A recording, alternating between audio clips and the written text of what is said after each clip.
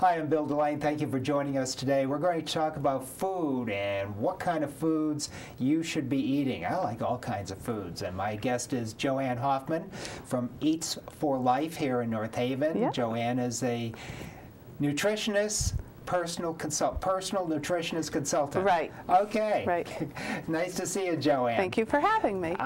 We talked on the phone the other day. You returned my phone call while I was eating food.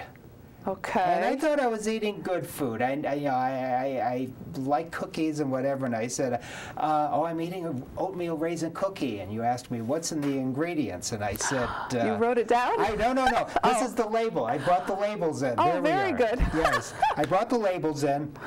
So you asked me, and I said, oatmeal, flour, sugar, raisins, and then you said...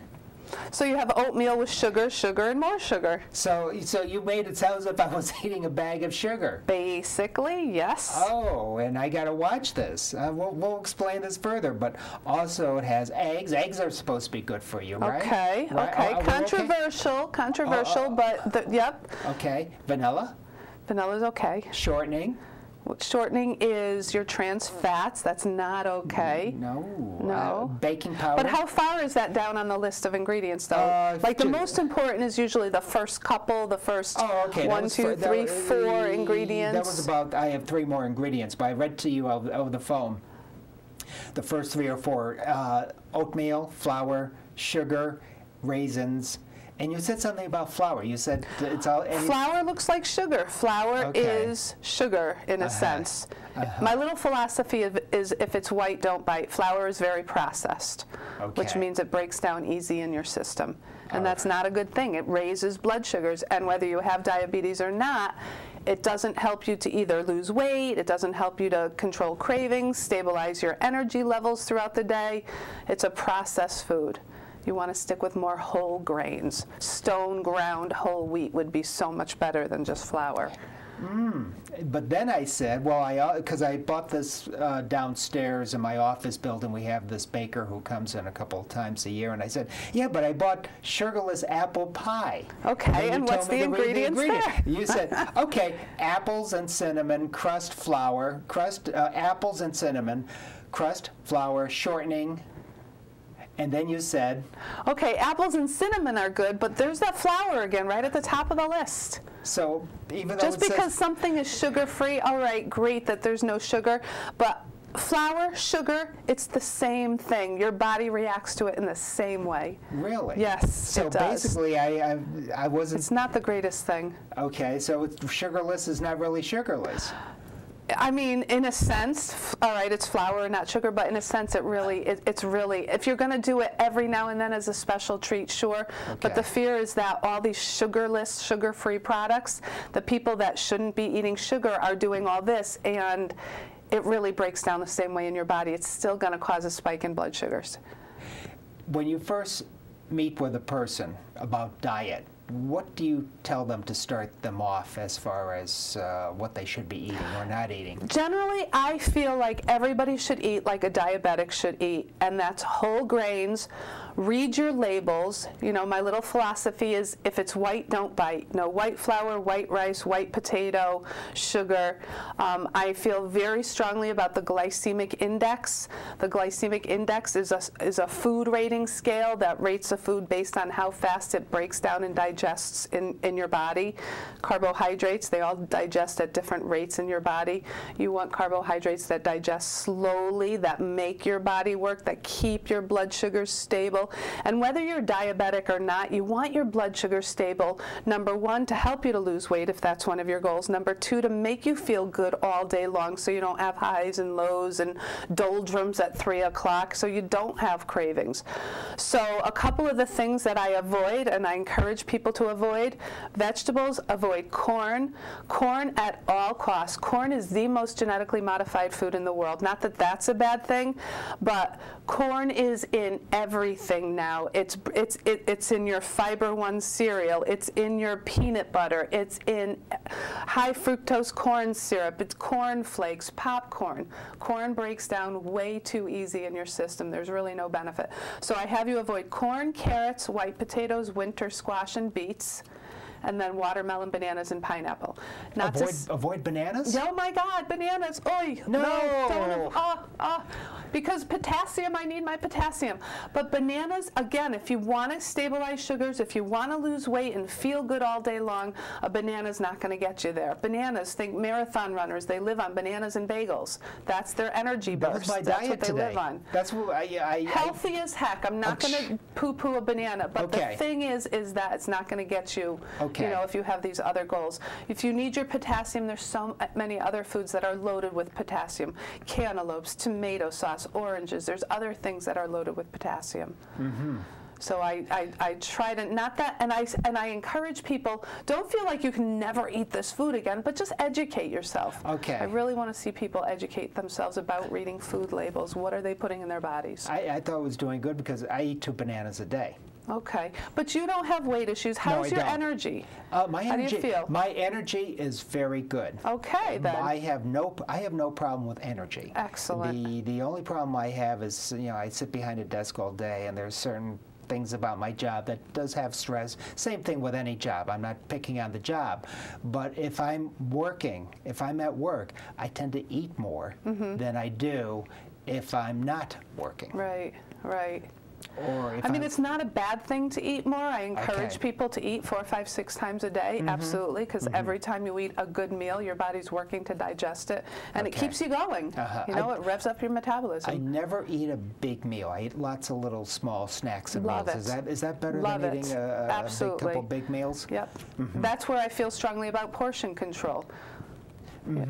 Now, what do you mean by portion control?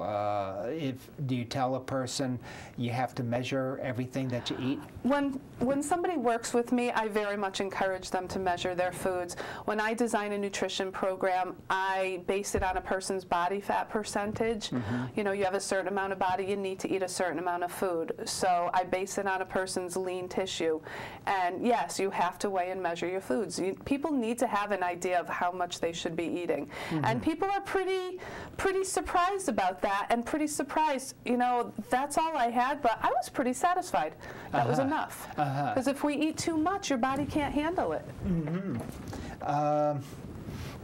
Yeah, we're taping this show in February after the holidays. I find that if I go through the holidays by eating a lot of food just because it happens to be there, I do feel sluggish. Last week was tough because last week was the Super Bowl. I went to a party and I pigged out, and I just pigged out again. Do people pig out more than they should, mainly because they had a Thanksgiving and they just keep rolling and rolling and rolling? Is that a problem? Is it a problem? You know, that's life. Okay. But the thing is getting right back on track. Okay. You know, it's okay. That's why I encourage people to eat 4, 5, 6 times a day, because if you eat 4, 5, 6 times a day, that's like, you know, 36 times 30, 42. I'm not good with math. But so many times over the course of the week, you throw all that food on the floor, and then you throw a couple of your pig out meals. It's not going to make such a difference. Right. You know, but it's getting your head back in the game and get right back on track. Yeah, that's life. We go out to dinner, we go to parties, things happen, but every day could be a special occasion, and we, you know, it sort of runs away with us. So you got to sort of put it into perspective and show a little self-control. And I know that's not easy. We are victims. My guest is Joanne Hoffman. Joanne is a nutritionist, a personal nutritionist, consultant here in North Haven. Eats4Life is your business, and Eats4Life. How'd you come up with the name Eats4Life? Because I want people to not feel like this is a diet. It has to be a way of life. And when I design programs for people, it's not a quick fix. It's not like you're going to lose 30, 40 pounds, you're going to drop all this. It's what do I say? Slow and steady catches the worm. Is that the expression? You know, it's not going to just happen overnight. We have to learn how to eat. We have to learn how to live. We go out to dinner. you know, and it's a process. It's a process. And I want everybody to feel good and not deprived. There's no foods that should be off limits. Oh, good. There's nothing. You want to have pizza and beer, you know, every Saturday night, go for it. Just make the other meals count. Okay. Absolutely. And my other little saying is you are what you eat. Ultimately, if you're starting to feel like garbage over the course of the day, you got to sort of look at what was the last thing you put in your mouth. You're only as good as the last thing you ate. Mm-hmm. Do you tell people, I've seen this in diabetic class, do you tell people to write a log of what they've eaten in a day? Or? A lot of people are very successful with that. A lot of people are not very successful with that. It's an individual thing. I like to see people do that because at the end of the day, you look back at it and you see, wow, what was I thinking? And hopefully tomorrow will be a better day and you won't, you know, you won't. We are so, food is everywhere. It's just, we are victims, like I was just starting to say, we are victims. Food is, it's at Barnes & Noble, it's at Staples, it's in our face everywhere you go. Yes. And we're victims of this world that, you know, sometimes I say it's easier to be a drug addict or something because at least that you can get out of your life.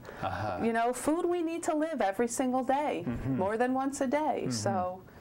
You brought some props, or you not really props, you bought some good stuff. You brought some jars of different kinds of food, and you brought a nutrition label.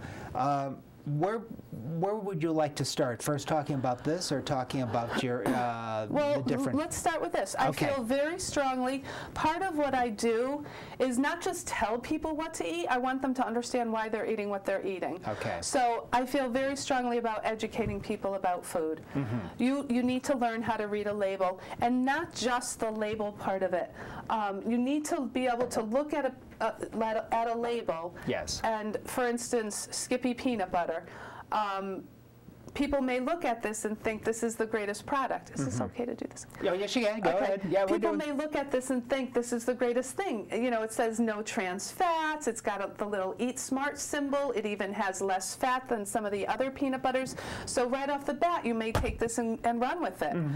But then, you know, I would encourage somebody, well, let's see what's in it, because the more ingredients in a food item, that means that there's not as much work involved in digesting it, and it's not going to satisfy you for, you know, like... What do you mean not as much food in digesting it? The shorter the ingredient list, the harder your body has to work to digest it, and that's what keeps our metabolism revved up. That's what makes our bodies work harder. You want to make it hard for our bodies to digest food. Yes, so that we feel satisfied longer, so that we're fuller longer. Okay, so if it's harder, if the food is harder to digest, you're not going to be hungry in an hour, right? Take like a can of Coke. Okay. Or Diet Coke even. You know, you drink it, don't you notice in an hour you're hungry? Yes. Not even. Yes. Because something came into your system and your mind is like, hello, you just swallowed something, but where's the satisfaction? Okay. You know, a lot of times you eat a piece of fruit and it's like you're hungry 10 minutes later. In a sense, a piece of fruit is a bowl of sugar. So there's not a lot of work involved in digesting that. You're not satisfied. Whenever somebody eats a piece of fruit, I encourage them, have something to slow down its digestion with it. Fruit with nuts, fruit with cottage cheese, apple with peanut butter, that kind of thing. You're going to be a lot more satisfied for a lot longer period of time. Don't just eat a piece of fruit alone, especially if you have sugar issues. Okay. But back to the peanut butter. So you think that's the greatest thing, but it's really not, because there's not a lot of work digesting it. For instance, the ingredients are roasted peanuts, that's great, but then you've got corn syrup, solids, sugar, soy protein, salt, hydrogenated vegetable oils. But I just said that there's no trans fats in this food. Trans fats, hydrogenated, that's what that means. Oh, okay. When you see the word trans fats, that means that there's hydrogenated vegetable oils. They've taken a liquid vegetable oil, put it through this hydrogenation process to make it solid at room temperature, thus your Skippy peanut butter. It helps to increase the shelf life of a lot of baked goods, things like that. What I'd rather see you do is get peanut butter that the only ingredient is peanuts. I really like, you know, not to push brands, but I really like the Teddy's brand because the only ingredient is peanuts. There's no salt in this. Now, a lot of natural peanut butters will have peanuts and salt, and that's fine.